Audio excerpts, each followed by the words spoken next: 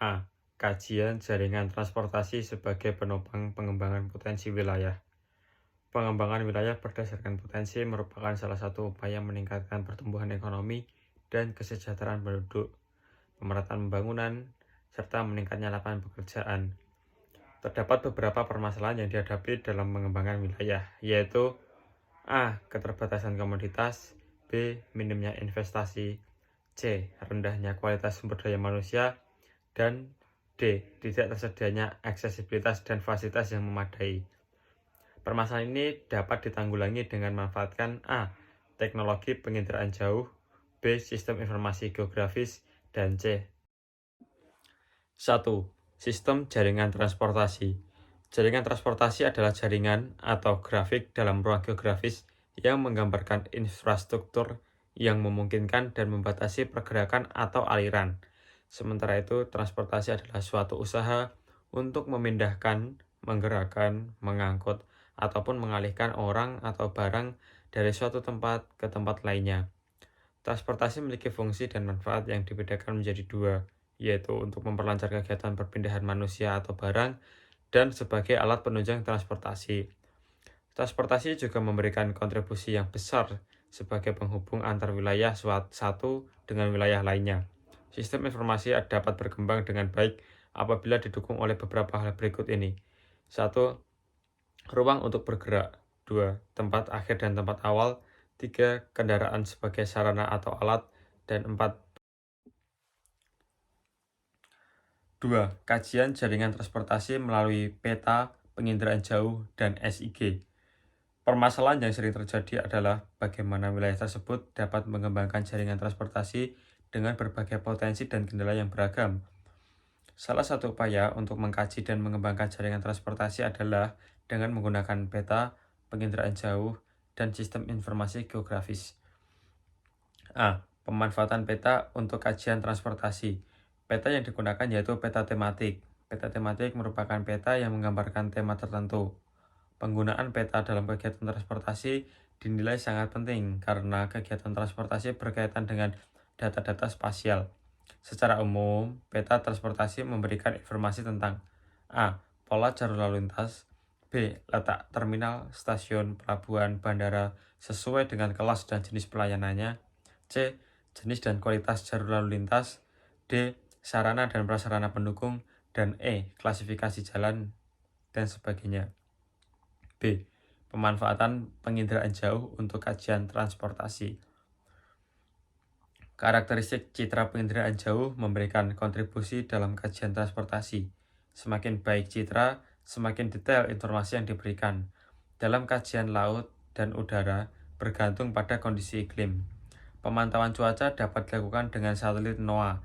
Data spasial yang diperoleh cepat dan tepat dapat dijadikan sebagai dasar pengambilan kebijakan pengembangan potensi wilayah yang ada. C. Pemanfaatan sistem informasi geografis untuk kajian transportasi. SIG merupakan suatu sistem memasukkan, menyimpan, memperbaiki, memperbarui, mengelola, memanipulasi, mengintegrasi, menganalisis, serta menampilkan data dalam suatu informasi berbasis geografi. SIG digunakan sebagai sarana pendukung yang dapat memaksimalkan sistem kerja sehingga waktu, dana, dan tenaga yang dikeluarkan lebih efektif. SIG dapat dipresentasikan suatu model objek nyata di permukaan bumi di layar monitor sebagaimana peta pada umumnya.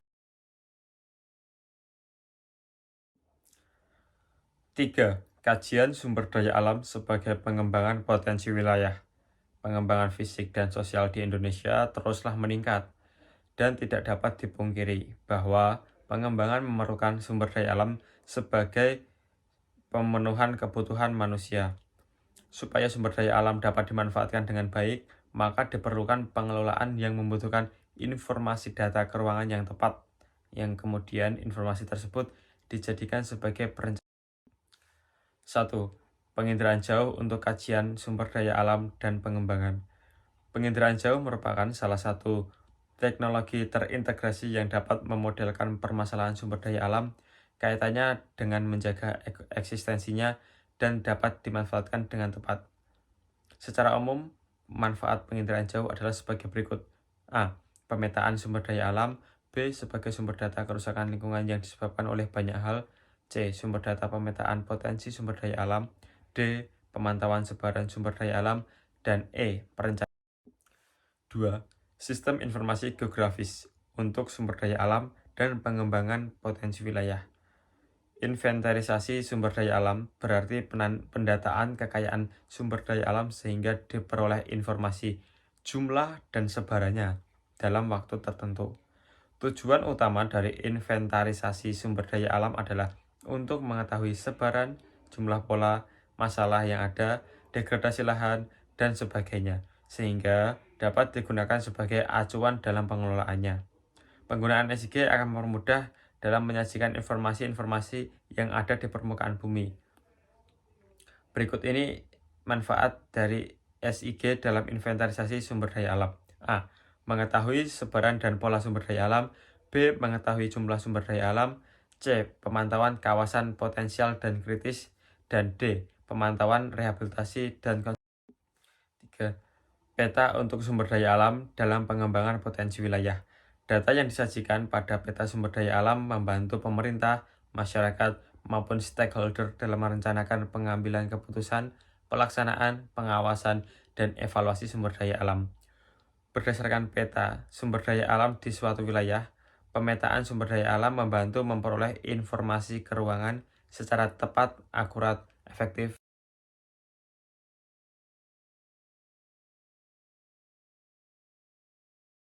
1. Penginderaan jauh untuk kajian kependudukan. Salah satu penerapan penginderaan jauh adalah bidang kependudukan, yaitu untuk komposisi, kualitas, dan permasalahan kependudukan. Dalam hal ini, penginderaan jauh merupakan media atau alat untuk merekam fenomena kependudukan yang berdasarkan pada beberapa aspek, seperti kepadatan pemukiman, pola pemukiman, sebaran, dan lainnya. Selain itu, untuk pemetaan sebaran, kualitas, komposisi, jumlah, dan permasalahan pendidikan, data penginderaan jauh juga dapat dimanfaatkan untuk mengidentifikasi dampak keberadaan penduduk terhadap lingkungan. 2. Sistem informasi geografis untuk kajian kependudukan. Menurut Setiadi dan kawan-kawan, sistem informasi merupakan rangkaian kegiatan yang terdiri atas pengumpulan, pengolahan, analisis, dan penyajian data spasial, sehingga diperoleh informasi spasial untuk menjawab atau menyelesaikan suatu masalah dalam ruang muka bumi tertentu.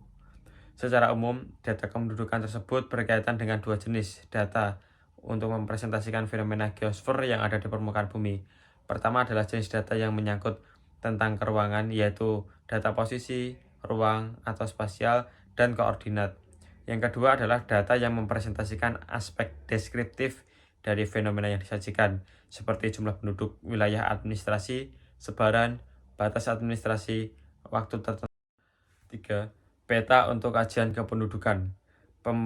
Perkembangan status wilayah dipengaruhi oleh 4 aspek, yaitu ekonomi, sosial, budaya, fisik, dan lingkungan.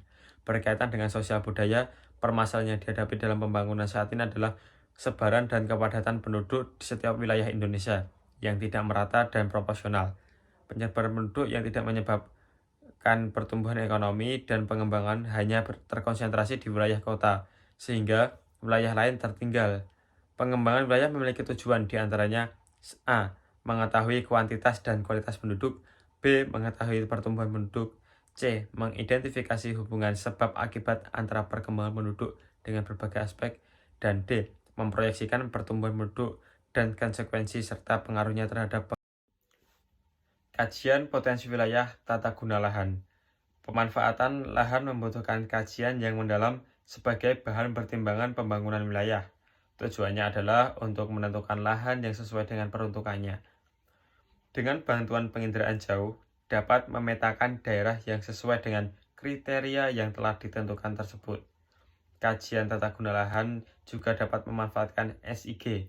Melalui SIG, tata guna lahan dapat dibuat permodelan perencanaan zonasifikasi lahan, sehingga hasil dapat digunakan perencanaan pembangunan.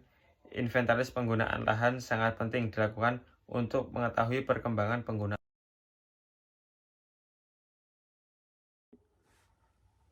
Pemanfaatan penginderaan jauh untuk kajian tata guna lahan. A. Lahan pertanian. Dengan teknologi penginderaan jauh, yang merupakan teknologi terintegrasi dengan banyak bidang, mampu membuat model mengenai masyarakat pertanian, cara mengatasi masalah dengan berbagai pertimbangan. Informasi tentang iklim dapat kita temukan dengan menggunakan satelit NOAA. Data yang diperoleh dari satelit tersebut cukup akurat sehingga penyebaran curah hujan, angin, cuaca, dan kelembapan udara dapat diketahui dengan baik. B. Lahan hutan. Sebagai sumber daya alam hutan haruslah dijaga dan dilindungi. Upaya untuk merealisasikan kegiatan tersebut adalah melalui penginderaan jauh menggunakan citra Landsat. Penggunaan citra Landsat adalah untuk kajian kehutanan memberikan manfaat yang besar, misalnya dalam monitoring kerusakan hutan, visualisasi citra hutan, dan lain-lain. C. Lahan pemukiman. Dengan menggunakan citra atau foto udara, dapat diketahui informasi distribusi permukiman, kepadatan pemukiman, pemukiman kumuh, pemukiman di desa atau di kota. Kajian permukiman dapat menggunakan citra ikonos. Citra ikonos memiliki resolusi spasial 3,5